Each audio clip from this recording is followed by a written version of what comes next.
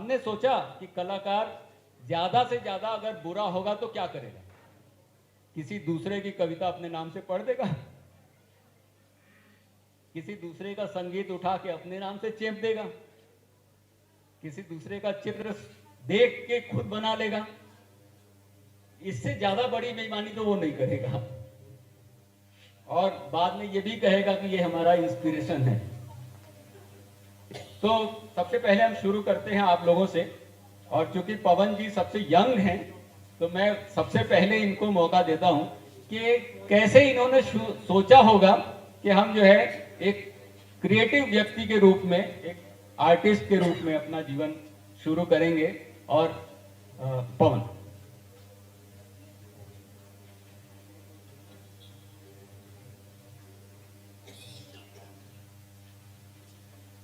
सभी को मेरा नमस्कार।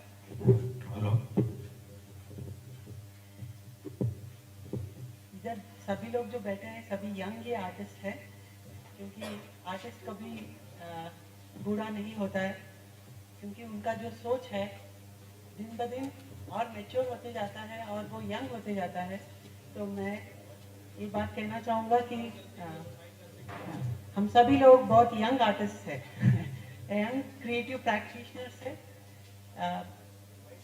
हाँ, मेरा जो जर्नी था कि आर्ट में आने से पहले I was a student, school में पढ़ता था। तो जो मेरे आर्ट टीचर थे, तो he was my inspiration to become an artist, because he guided me that you can perceive a course like Bachelor's of Fine Arts, and because you carry that skill of expression, like you can able to translate what you want to say by visuals, by making some shapes, forms, colors and all.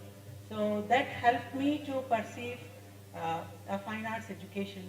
So first milestone is a teacher, I believe, because आप अगर सही गुरु के under आ जाते हैं तो आपका भविष्य में उसका जो रूप धाराएं होती है वो एकदम ठीक ठाक बैठ जाता है। तो I would like to give credits to my guru, like Hemant Kumar sir, जो मेरे ड्राइंग टीचर थे, है अभी भी, और मैं अभी भी उनसे मिलता हूँ और हम साथ में भी काम करते हैं। Thank you Pawan, thank you so much. और अब जो है मैं आता हूं सर के पास। सर आप बताएं वो कौन सा समय था, कौन सी घड़ी थी जब आपने सोचा होगा कि आप एक कलाकार का जीवन शुरू करेंगे, और ये भी बताएं कि क्या चैलेंजेज आए आपके जीवन में इसको लेके। असल में मैं बहुत एक छोटे कस्बे का निकल के आया था, और इत्तेफाक से वहाँ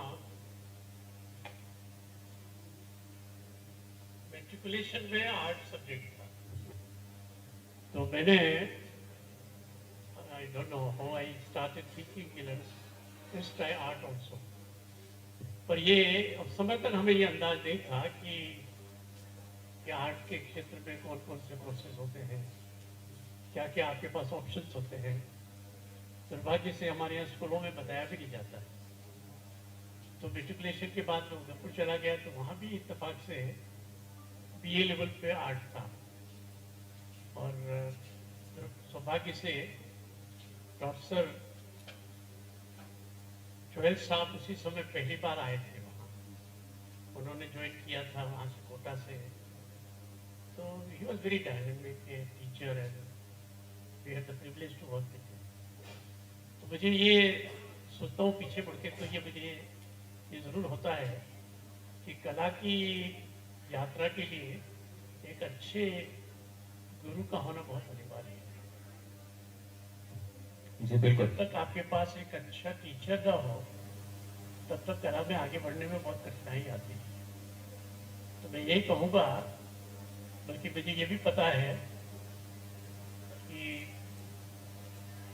बहुत पहले इंस्टीट्यूशंस नहीं थी, चाहे संगीत हो या चित्र हो, लोग एक अच्छा गुरु ढूंढते थे और गुरु शिष्य परंपरा से ही बात आगे बढ़ती थी। तो हमेशा जिसको कलाकार बनना होता था तो वो अच्छा गुरु ढूंढता था, और उसके बाद सीधे सीधे जैसे होता है ना, रियाज करो और गुरु के सानिध्य में काम करो, चित्रकार बन जाओ। ये बात हमें बाद में पता लगी। तो ये एडवांटेज था उस इनफॉर्मल स्टाइल का।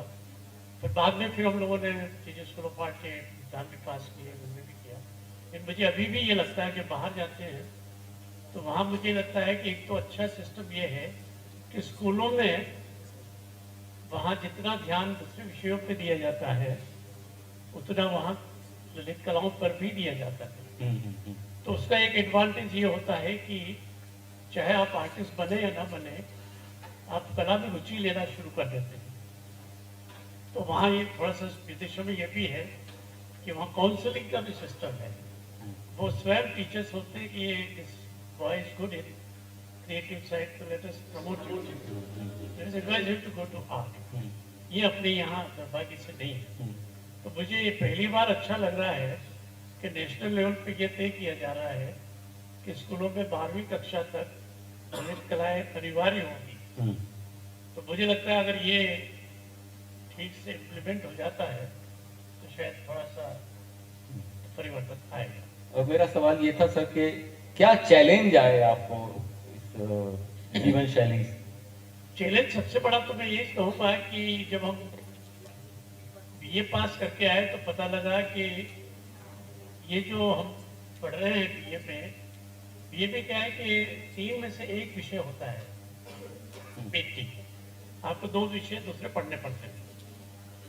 तो बाद में जब हमें पता लगा कि जो पैरेलल हमारे टाइम में फुल टाइम एजुकेशन भी चल रही थी, कॉलेजेस ऑफ आर्ट थे जहाँ सिर्फ आप 5 साल का डिप्लोमा करते थे, तो उसमें एक एडवांटेज ये होता है कि for 5 years you are only devoting all your time to a chosen subject. तो उसके एडवांटेजेस रहते हैं, ये हमें बहुत बाद में पता लगा। तो जब हम टीचर बने तो उसके बाद मुझे ये लगा कि हमें भी फुल टाइम एजुकेशन की तरफ जाना चाहिए।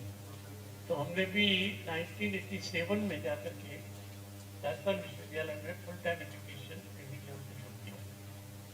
ये जो बच्चे यहाँ है उनको मैं यही कहूँगा कि अगर आपको प्रोफेशनल पेंटर बनना है और एक एकेडमिक प्रोफेशनल बनना है तो you must go for a full time degree. What I would like to add. Thank you sir, thank you so much. Sir आप भी इसमें कुछ जोड़ें, अपने उस क्षणों को याद करें जब आपने ये सोचा होगा कि आप एक चित्रकार और कलाकार की तरह जो है अपना जीवन बिताएंगे।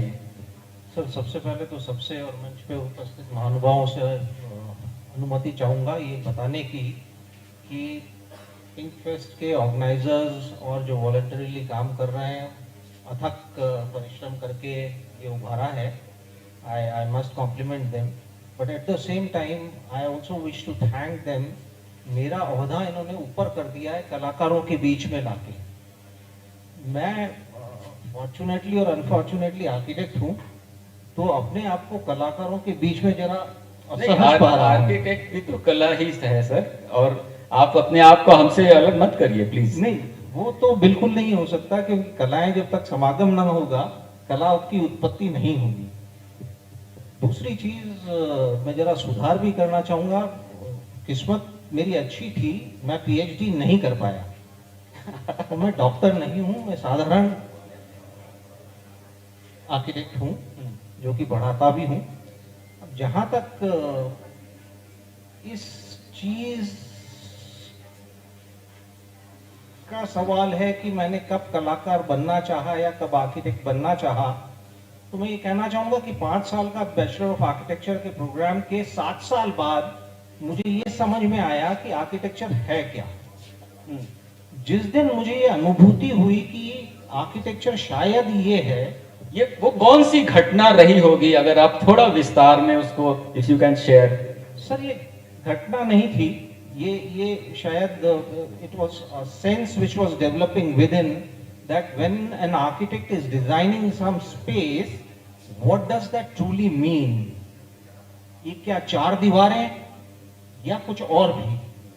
जिस दिन ये समझ में आया कि शायद इसमें कुछ और भी फैक्टर है, उस दिन से इच्छा उत्पन्न हुई कि शायद मुझे आर्किटेक्चर करना था और सही जगह पे पहुंचा हूं, यही कहना चाहूंगा।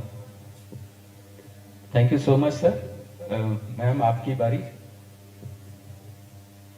मैं साइंस स्टूडेंट थी और जैसा साइंस स्टूडेंट मेडिकल देता है तो उसमें फेलियर हो गए, मेडिकल सिलेक्शन नहीं हुआ। बायो मैथ सब्जेक्ट था तो बायो के साथ ड्राइंग करना ही पड़ता है। तो मैं जब 10th 11th में थी तो पूरी क्लास की जो फाइल बनानी होती तो वो मेरे पास आ जाती थी और मैं पूरी फाइल खुशी खुशी, चाहे किसी में मार्क्स आए जाएंगे, मैं सबका ड्राइंग करके उनकी फाइल कंप्लीट कर देती थी। तो 12th में जब मेडिकल में सिलेक्शन नहीं हुआ तो मुझे बहुत खुशी हुई कि काटा पासी से तो बच गए। और बाय डिफॉल्ट पापा को किसी ने बताया कि बीएफए भी कोई कोर्स है, तो उन्होंने हमें सर्च किया और उन्होंने मुझे बीएफए में एडमिशन किया जो एक प्रोफेशनल डिग्री है। सर का मैं धन्यवाद दूंगी, सर ने इस पर्सपेक्टिव को सोचा कि वो राजस्थान में बीए ड्राइंग एंड पेंटिंग चलता था जिसमें 1 घंटे की क्लास होती है और वो प्रोफेशनल जो कोर्स है उसके साथ बच्चे फाइट नहीं कर पाते हैं। तो वो एक, लेकिन कुछ ऐसे कलाकार भी होते हैं चाहे वो बीए करें चाहे कुछ भी करें, वो उनसे आगे भी कई बार निकल जाते हैं। तो ये एक थोड़ा सा चेंज भी है इस सिनेरियो में। लेकिन जो बीएफए करते हैं वो शायद उनकी सोच, उनका क्रिएशन बहुत कुछ डेवलप हो जाता है। तो जब मैंने बीएफए किया तो थोड़ी सी प्रॉब्लम क्या है, एक तो मेरी मीडियम की प्रॉब्लम आई क्योंकि हम कॉन्वेंट एजुकेशन से थे तो फाइन आर्ट में बहुत ज़्यादा हमारा हिंदी मीडियम क्लास चलती थी, तो वो क्लासेस के साथ बड़ा कोप अप करना बड़ा मुश्किल होता। तो मैं एक दिन सौम्या मैम से भी बात करी तो उन्होंने भी पूरी डिग्री ट्रांसलेशन की, मैंने भी पूरी बुक्स ट्रांसलेट की और मैंने अपने बैचलर को कंप्लीट किया। तो ये एक थोड़ी सी प्रॉब्लम आई। अब तो बहुत मॉडर्नाइज हो गया है सर, डिग्री बहुत मॉडर्नाइज हो गई है, बुक्स हमें बहुत इंग्लिश में बहुत अच्छी मिलने लगी हैं क्योंकि पहले टीचर्स अवेयर नहीं थे अबाउट द सब्जेक्ट, तो वो कुछ चीज़ें हमारे लिए चैलेंजिंग रहा लाइफ में। Thank you so much ma'am. अभी जो है एजुकेशन का जो सिस्टम है वो बदल गया है, पहले से काफ़ी चेंज हुआ है। जब हम ग्रेजुएशन करने वाले थे और ये हो रहा था कि मेडिकल में चले जाएं या इंजीनियरिंग में चले जाएं, जब यही 2 ऑप्शन सबसे ज़्यादा पेरेंट्स देते हैं, और अब जो है स्थिति बदल गई है। मैं IIIT में काम करता हूं दिल्ली में, जो कि एक इंजीनियरिंग कॉलेज है, और हमारे बीच डॉक्टर अनूप रत्न भी बैठे हुए हैं जो है वहाँ डिज़ाइन पढ़ाते हैं। तो कई लोग मुझसे पूछते हैं कि इंजीनियरिंग कॉलेज में डिज़ाइन क्यों पढ़ाया जाता है। तो मैंने जो है सीधा सा रास्ता उसका ये निकाला है कि जब आप फोटोशॉप यूज़ करते हैं तो फोटोशॉप बनाने वाले इंजीनियर को भी फोटोग्राफी आनी चाहिए। तो इस तरह के इंजीनियर्स को ट्रेंड करने का काम डॉक्टर अनूप रत्न करते हैं, और इनके क्लास में 60, 70, 80 स्टूडेंट्स होते हैं जो कंप्यूटर की कोडिंग के साथ साथ ड्राइंग भी सीखते हैं। तो ये बहुत इंपॉर्टेंट है कि आर्ट को जो है कैसे शामिल किया जाए, दोनों का कैसे मिलाप हो, और जो जो जो करिकुलम अभी बनाया जा रहा है बात का ख्याल मुझे लगता है कि रखा जा रहा है। वरना मेरे बहुत सारे इंजीनियर स्टूडेंट्स हमारे मित्र हैं जो इंजीनियरिंग करने के बाद फोटोग्राफर बने, फिल्म मेकर बने, तो ये भी होता रहा है। तो अभी मैं ये जानना चाहूँगा सर कि जो आपका अपना क्रिएटिव प्रोसेस है, आपको क्या करने में मज़ा आता है और वहाँ तक आप कैसे पहुँचते हैं? वो क्रिएटिव थिंकिंग का जो स्टाइल है, वो प्रोसेस है, वो कैसे ओवर द ईयर बदला होगा? जैसे मैंने आपसे पहले भी कहा था कि as the time goes a lot of new dimensions get added. जैसे आपने ये कहा कि आर्किटेक्चर भी जो था, मुझे मालूम है कि जेजे स्कूल ऑफ आर्ट में जब स्कूल ऑफ आर्ट्स 5 पूरे कंट्री में स्थापित हुए थे, 6 हुए थे शायद, जिसमें लाहौर भी था, तो उस समय architecture JJ school of art में ही पढ़ा था। और मुझे ये याद आ रहा है कि जो हमारी भारतीय परंपरा है, जिसमें जब भी हम ललित कलाओं की बात करते हैं और जिन ललित कलाओं को हम जब फेरिस्ट बनाते हैं तो वास्तुकला भी ललित कला ही है। Mother of all art. हाँ, बिल्कुल। मदर ऑफ अगर ये बात और ज़्यादा अच्छी है कि अन्य कलाओं का ड्रामा की, जैसे ड्रामा को कहते हैं सभी ललित कलाओं का संगम है। आर्किटेक्चर के बारे में ये कहा जा रहा है कि सभी कलाओं का संगम है। उसमें पेंटिंग भी होती है, उसमें बहुत सारी चीज़ें होती हैं। तो जैसे अब ये जो आपने एक नया डायमेंशन और टेक्नोलॉजी का और जोड़ा, तो मुझे याद आ रहा है कि मैं इत्तेफाक से वहाँ पुणे की एक फिल्म इंस्टीट्यूट ऑफ मैनेजमेंट में गया। तो वहाँ एक मेरे मित्र हैं, वो फाइन आर्ट्स पढ़ाते थे। तो मुझे बड़ा चौंका मैं कि ये फाइन आर्ट्स में, मैनेजमेंट में फाइन आर्ट्स बीच में कहाँ से आ गया। तो उनके डायरेक्टर से मुझे मिलाया, तो मैंने उनसे पूछा, तो उन्होंने कहा कि हमने फाइन आर्ट्स इसलिए रखा है कि मैनेजमेंट भी क्रिएटिव होना चाहिए। तो ये जो पहले जो धारणा थी कि सिर्फ कलाकारों को ही क्रिएटिव होना चाहिए, ये शायद ये भी धारणा खत्म हो रही है। मुझे उन्होंने कहा है कि एक हमारा मैनेजमेंट वाला व्यक्ति भी अगर क्रिएटिव हुआ तो will be able to face and solve a lot of problems. और दूसरा, जब आप टेक्नोलॉजी की बात कर रहे हैं तो हम फाइन आर्ट्स में एक अप्लाइड आर्ट पढ़ाते हैं। और अप्लाइड आर्ट को पहले कमर्शियल आर्ट बोलते थे, और फिर अप्लाइड आर्ट जो है उसमें आपका ये सारा कंप्यूटर डिजाइनिंग वगैरह सब अच्छे अनिवार्य है इस तरह का। और वैसे ही मुझे लगता है कि आपके आर्किटेक्चर में भी जब तक उसको ऑटोकेड नहीं आता है तब तक वो अच्छा आर्किटेक्ट बन नहीं सकता है। तो मुझे लग रहा है कि आज के ज़माने में जो फाइन आर्ट्स की स्थिति है, जिसको विजुअल आर्ट और डिज़ाइन भी जोड़ते हैं उसमें, तो उसमें टेक्नोलॉजी का जो कंट्रीब्यूशन है वो दिन दिन दिन बढ़ता जा रहा है। मेरा जो सवाल था सर वो ये था कि आप जो कला करते हैं वहां तक उस क्रिएटिव थिंकिंग का प्रोसेस आपका क्या है? अभी जिस तरह का वर्क आप करते हैं। आप जो बात कर रहे हैं वो क्रिएटिव प्रोसेस की कर रहे हैं जी। तो मैं जब कह रहा कि जब आप किसी भी विधा में क्रिएटिविटी को शामिल करते हैं तो फिर क्रिएटिव प्रोसेस में पहला पार्ट जो होता है कि you create a sort of imagery and then you execute it. तो एजुकेशन के पार्ट पे चाहे आप हाथ से एग्जीक्यूट करें या चाहे ऑटोकेड पे करें या I think the process does not obstruct you. That you should only be working with your hands. Right. You can make use of tools also, great technical tools also to express yourself. तो मेरा ये कहना है कि ये तो बहुत अनिवार्य हो गया है कि जैसे मैं रिटायर हो गया था 2002 में, तब तक तो हम लोग सिर्फ ग्राफिक डिज़ाइन में कंप्यूटर और फोटोशॉप वगैरह ही सिखाते थे। लेकिन अब मुझे देख रहा हूँ कि सारे जो करिकुलम चेंज हो रहे हैं उसमें डिजिटल डिजाइन भी जुड़ गया है। बिल्कुल। तो मुझे ऐसा लगता है कि ये जिस तरह का साइंस का इंटरवेंशन सभी विधाओं में बढ़ रहा है, तो you have to be technologically also very specialised to express yourself. Yes. तो सभी विधाओं में मैं सोचता हूँ कि इसमें नहीं, मुझे लगता है इवन म्यूजिक वाले बच्चों को भी आजकल कंप्यूटर आना चाहिए। कंप्यूटर आना जरूरी हो रहा है। बिल्कुल। सर आप इसमें जोड़ें कि जो है आर्किटेक्ट जो है स्पेस डिजाइन करता है, तो स्पेस डिजाइन करते करते कोई पर्सनल वो भी आपको होता है कि चलो ये भी मैं करके देखता हूँ, जो कि हो सकता है प्रोफेशनली आपके हिस्से में ना आए और आप अपने शौक के लिए या अपने खुनक के लिए करते हो?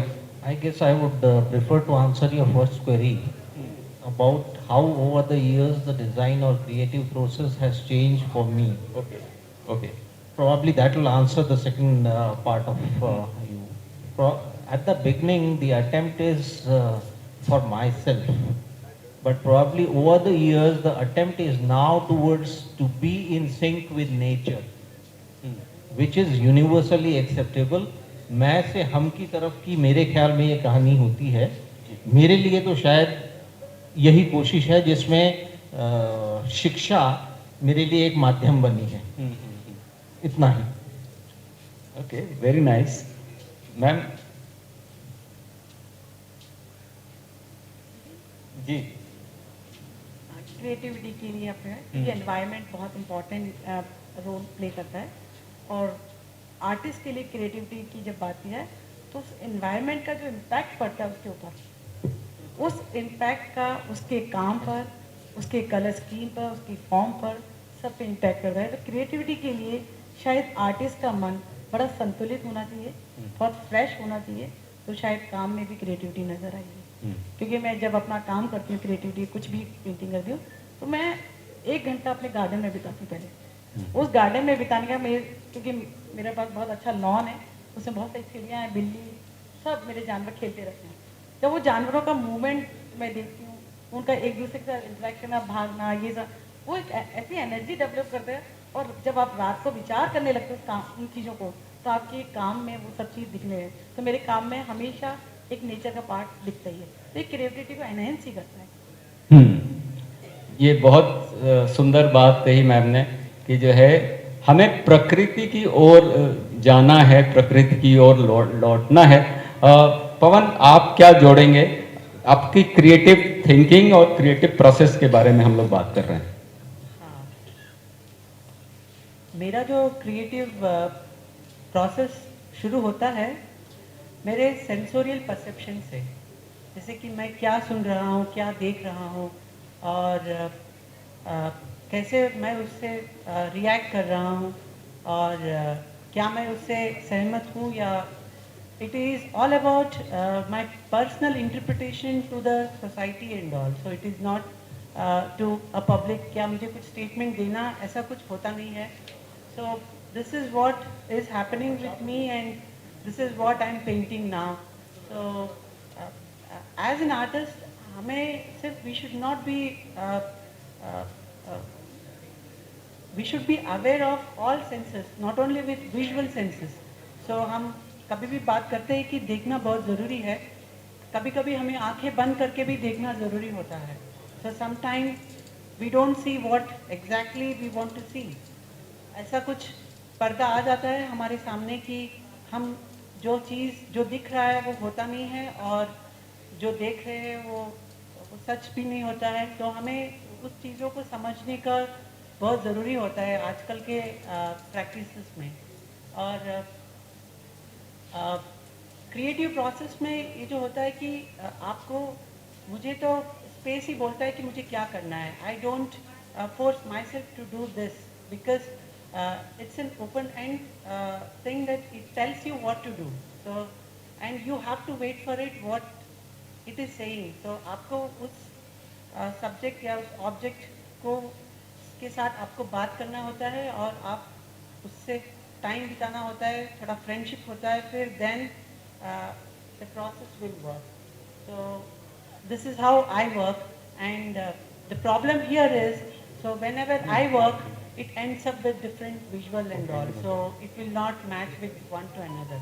So आजकल का जो practice है, you need to be very stylized, so you need to have an identity, you need to have recognition and all. So in this case I would like to I regret myself, but I am happy with my own way of expressions and all, creative method.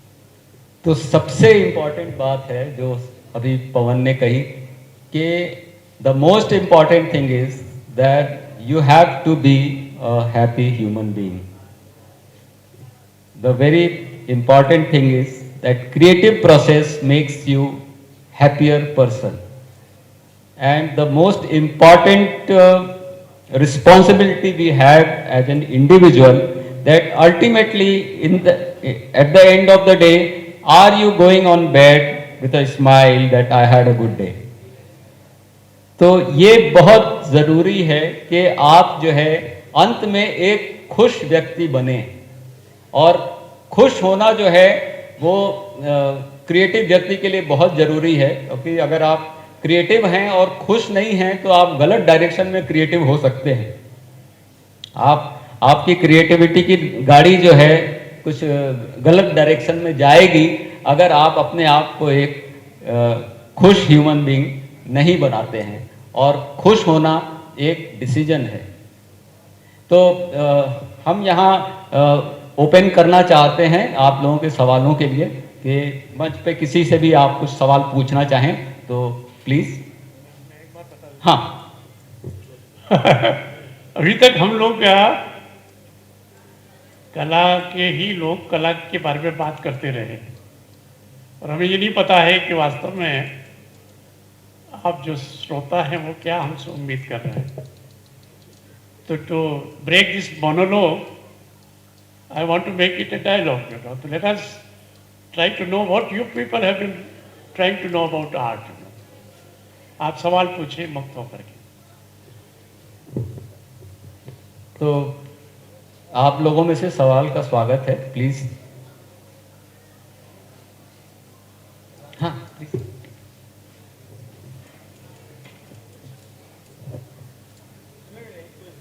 Okay.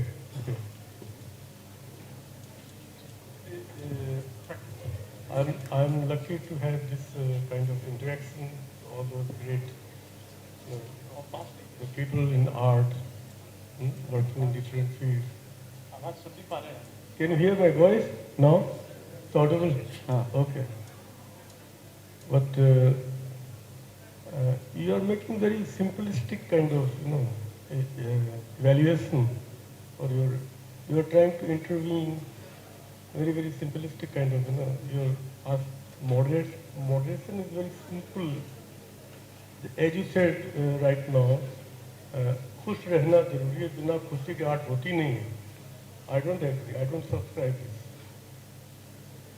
बहुत से artist ने दुखी रह के भी अच्छा काम किए हैं, and I can cite many examples from the history of world or old masters like Van Gogh, Salvador Dali, those who created can you नहीं, आप अपना सवाल रखें। सवाल नहीं पूछना है, सवाल तो मेरा यही था कि आर्ट के लिए सबको खुशी रहना जरूरी नहीं है, उनको ये आपकी चॉइस है। नहीं, चॉइस नहीं है, this is no.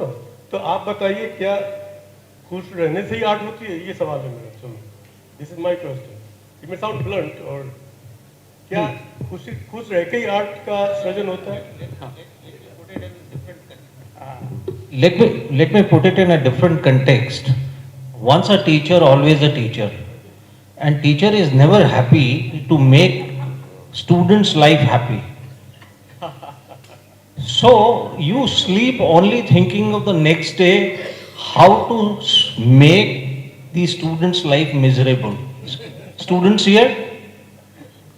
Yeah. So every teacher is going to do that. But still try to be happy, that is what he is trying to put across.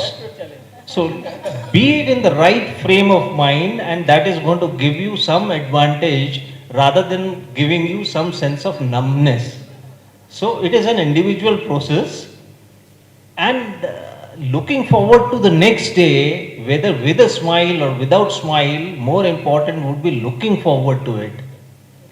You know, so that it becomes more productive is my way of looking at it. Thank you. Thank you for saving me. I endorse this comment. Yeah. Any other question?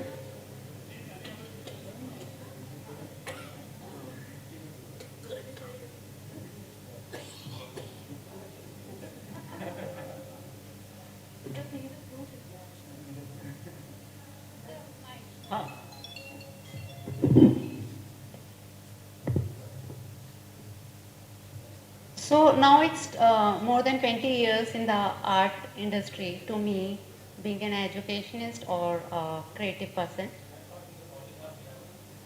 Of course, so I want to ask to all young hearts that, because your energy is very high and experienced rather than mine.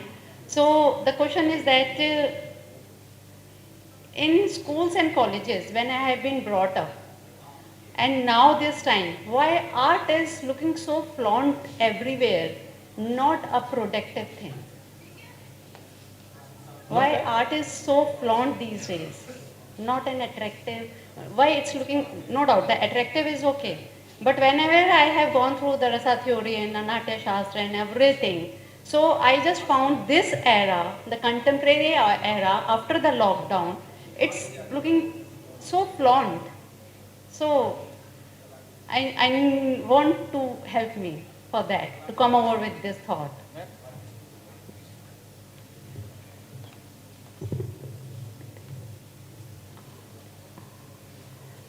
Sangeeta जी का जो question है मैं इन्हीं को justify कर देती हूँ कि आपने कहा कोरोना के बाद art is not looking so attractive और valuable, right? Because the thing is that the most of the artists staying in the home, they started with a multi material. They experiment with the material. They are not related with the aesthetic values. कि ऐसा नहीं है कि वो experiment करते रहे, सम कुछ experiment से कुछ निकला और उसको उन्होंने आर्ट पीस दे दिया. क्योंकि पहले ऐसा हुआ करता था कि कुछ एकदम निकला और आर्ट पीस क्रिएट हो गया. सीनियर आर्टिस्ट हमारे जो क्रिएट करते थे. लेकिन अभी जो कोरोना के बाद आप जो पीरियड को कह रहे हैं कि वो आर्ट पीस की तरह नहीं है या आर्ट वैल्यू नहीं रखता, राइट? कि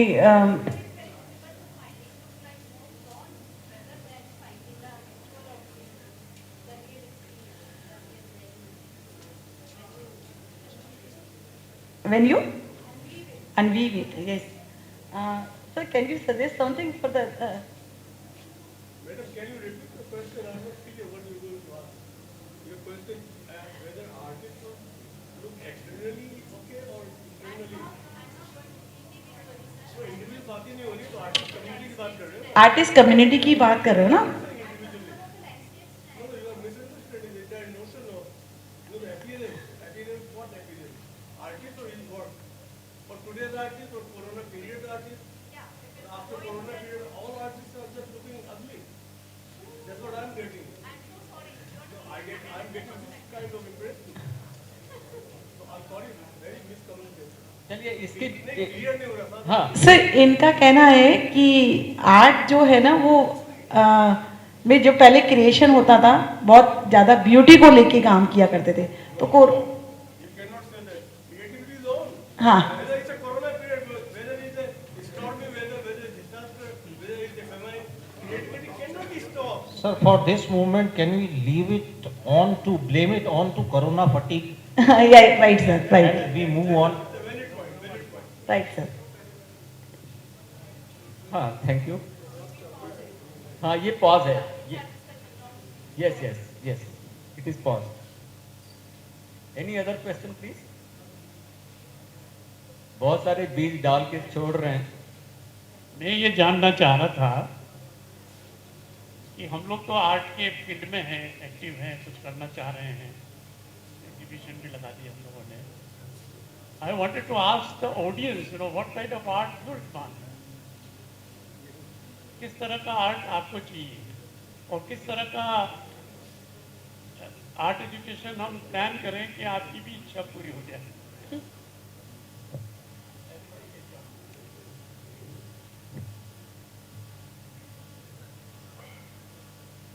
any answer for this question.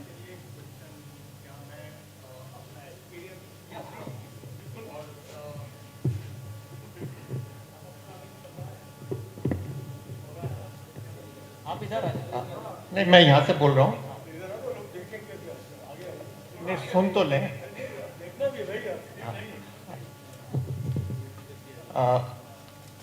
मैं आर्ट, क्रिएटिविटी और इसमें पैदा हुआ हूँ और उनसे बच करके मैं निकलने की कोशिश करता हूँ कि इन आर्टिस्टों के गैंग से मैं कैसे बाहर निकलूँ.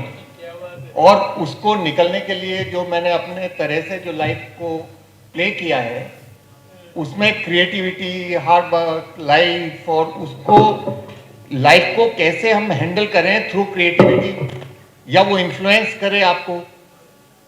और उसके साथ में जो सोसाइटी में जो हम हार्मोनी देखना चाहते हैं या हम ग्रास रूट को देखना चाहते हैं या हम लैंडस्केप देखते हैं, उसमें हम ये देखते हैं कि जो हमारे आसपास का जो मूड है उसको हम कैसे एक्सप्रेस करें और उससे कैसे हम अपनी जगह बनाएं और उसको हम बहुत टॉप लेवल तक ले जा करके कहना चाहिए कि हम बेस्ट अचीवमेंट उससे लेके आए.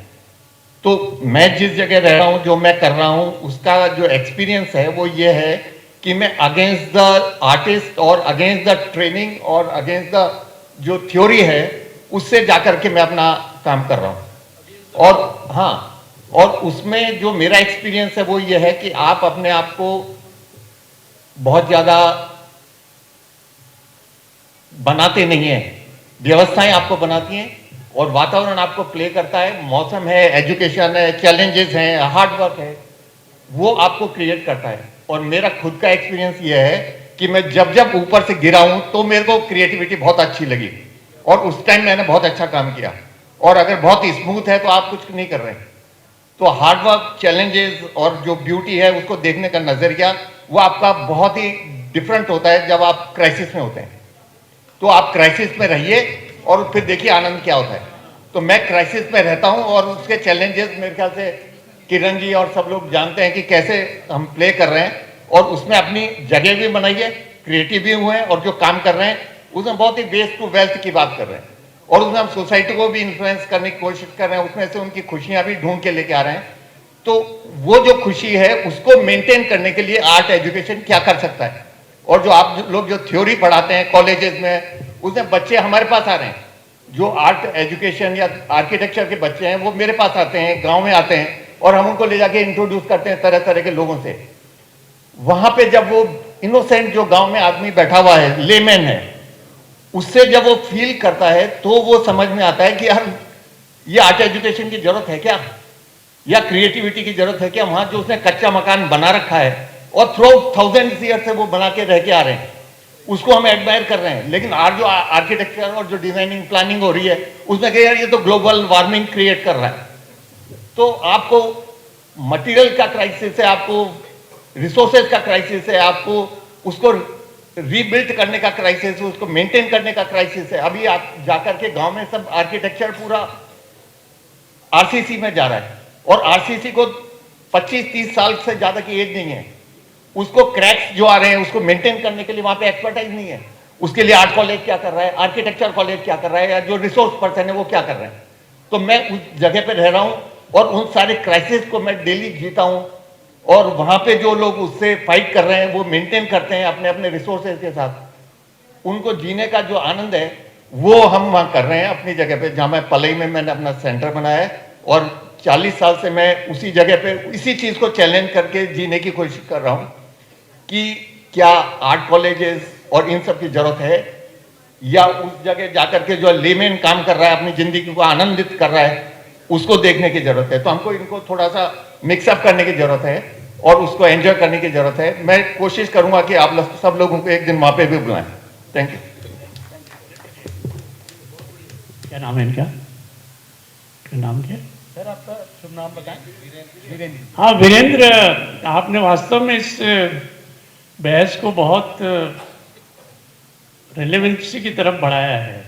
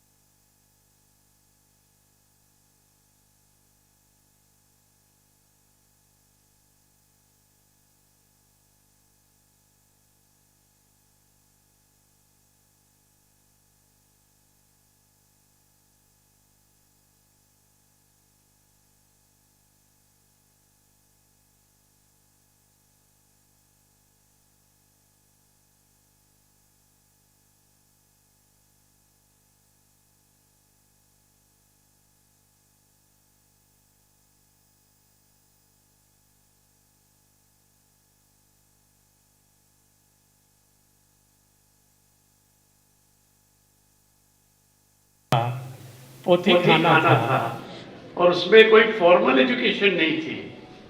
वो जिसको आर्टिस्ट बनना चाहता था वो पोथी खाने में, चित्रशाला में, गुणिजन खाने में कलाकार के साथ जाता था और चुपचाप सीखता था। आप जो बात बता रहे हैं वो फोक एंड ट्राइबल आर्ट में है, वास्तव में कोई फॉर्मल एजुकेशन नहीं है। मैंने भी देखा है कि इतना बड़ा म्यूरल बन रहा है झोपड़ी के ऊपर और कोई सिखा नहीं रहा है। वो महिला जब कर रही है बीच बीच में वो निकल गई, तो लड़की ने हाथ में ले लिया और वो उसने पूरा कर दिया। तो कला की जो स्किल है, उसका जो शिल्प है, this is what he was trying to say. जो अप्रेंटिसशिप वाली बात अपना शुरू से, अप्रेंटिसशिप वाली बात शुरू से हम लोग सुनते समझते आए हैं। आपको कुछ कहना है सर? अक्षय जी हैं, आइए सर, सीधे इधर आइए। हाँ, अक्षय जी उज्जैन से आए हैं और ये अपनी बात रखेंगे। नमस्कार। एक टर्म है डी लर्निंग, और डी लर्निंग मतलब लर्निंग को आप कैसे डी लर्न करो। डी लर्निंग के पहले क्या लर्निंग नहीं आएगा क्या उसमें? जब आप किसी चीज़ को, या आप हम कहते हैं कि आप रूल्स को ब्रेक करें या out of the box thinking है, तो वो चीज़ क्या है वो? जब हम किसी चीज़ को लर्न ही नहीं करेंगे तो फिर डी लर्निंग के प्रोसेस पे कैसे एंटर होगा? ये डी लर्निंग का कांसेप्ट नहीं है इनका। नहीं, मैं तो एक टर्म निकली थी तो उस संदर्भ में आपसे जानकारी चाह रहा था। वो डी लर्निंग से मेरे ख्याल से नहीं है बिल्कुल। ये बिल्कुल अलग। हाँ, ये इनका ये कहना है कि instead of a formal educational pattern you be with the art and start doing it. हाँ, लेकिन जब हम एक प्रोसेस पर पहुंच जाते हैं तब एक दोबारा आप अपने आप को रीइन्वेंट करते हैं आप, तो वो क्या प्रोसेस होती है? Sir, my submission is that probably we are looking for a binary solution, black and white. Is there anything right or wrong? No, these are grays. You cannot claim that one thing is right and so the other thing is wrong.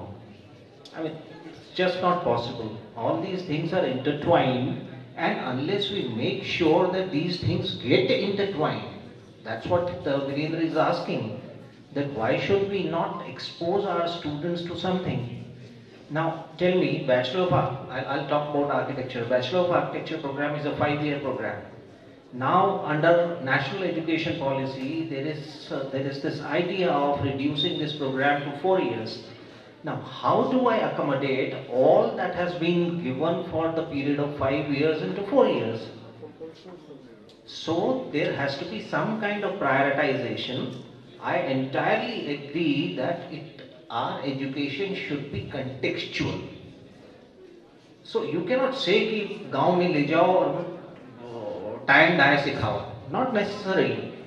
But what you are trying to put across is that there needs to be a different kind of exposure provided to the students so that the learning for the context becomes plausible, and the assimilation of all the learning or theories happen faster.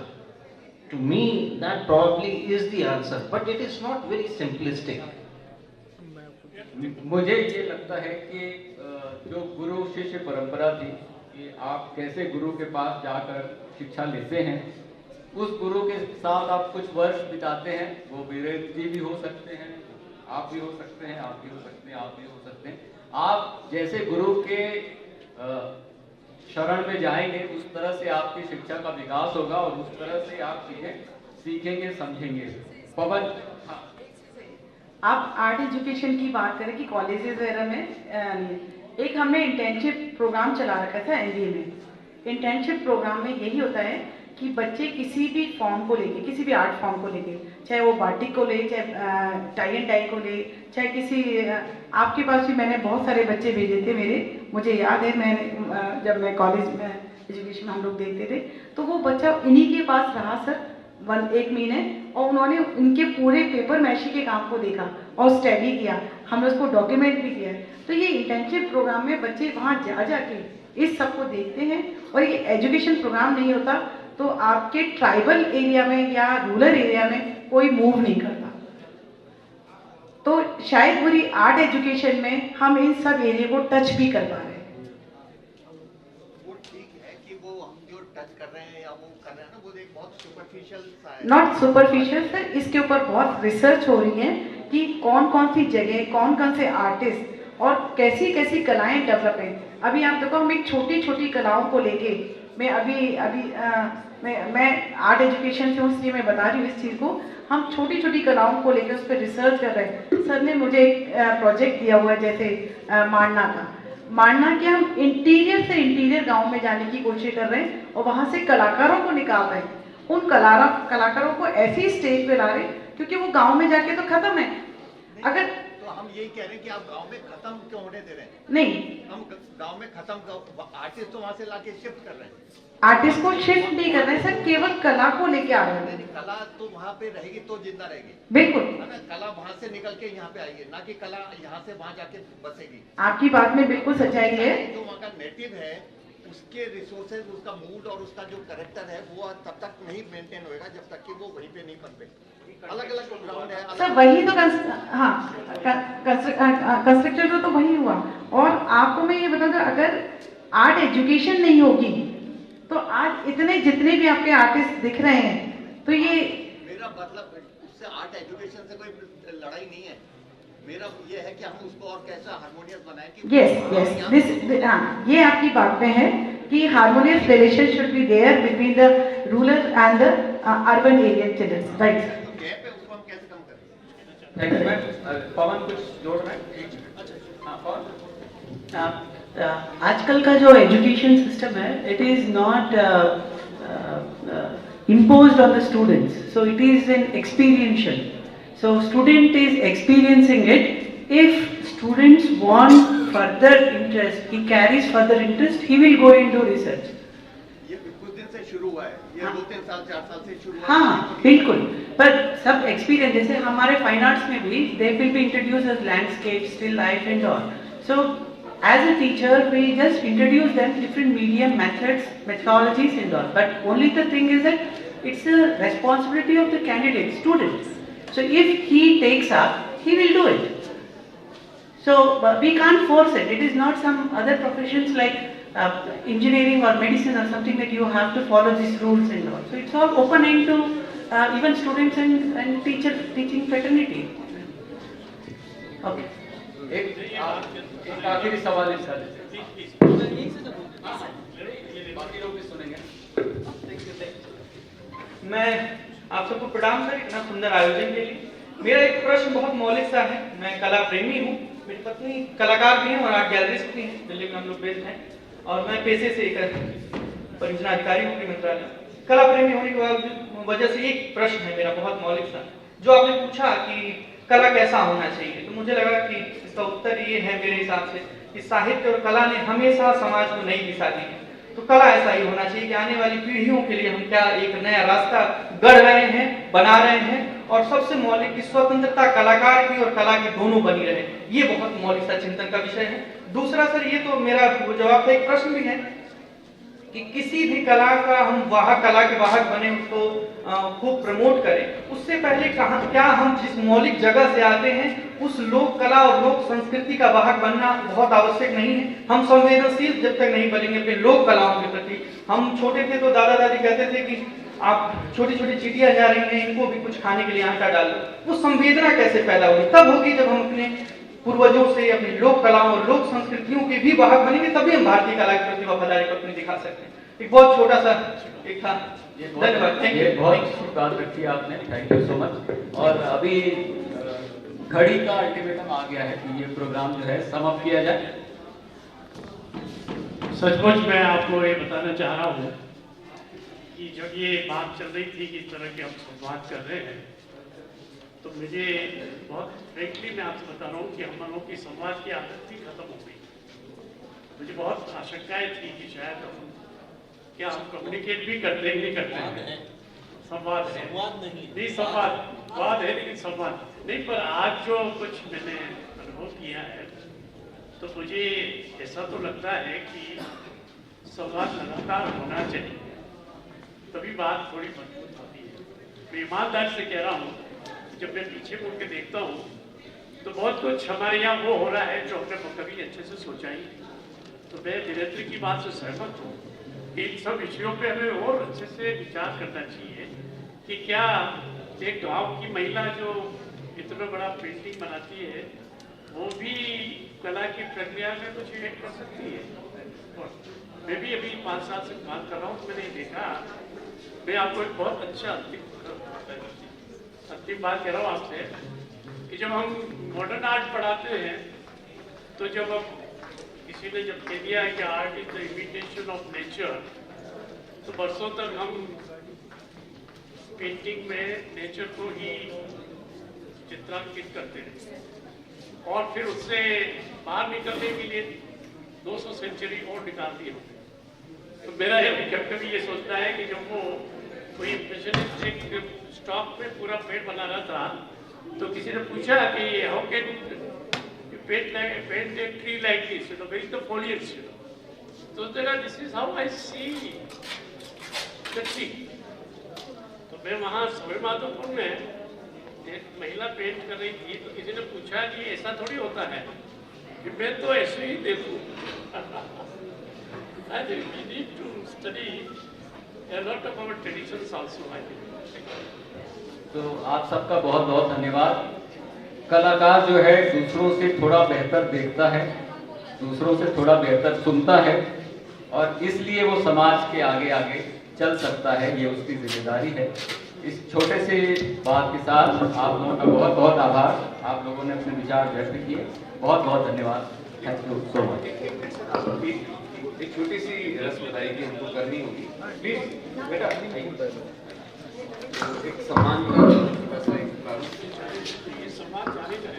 We extend heartfelt gratitude to this wonderfully enlightening session. Now I would request Professor Chinmay Mehta sir to felicitate Dr. Kiran Mahajani sir, and also Dr. Amita ma'am to felicitate Dr. Anant Puzarkar sir.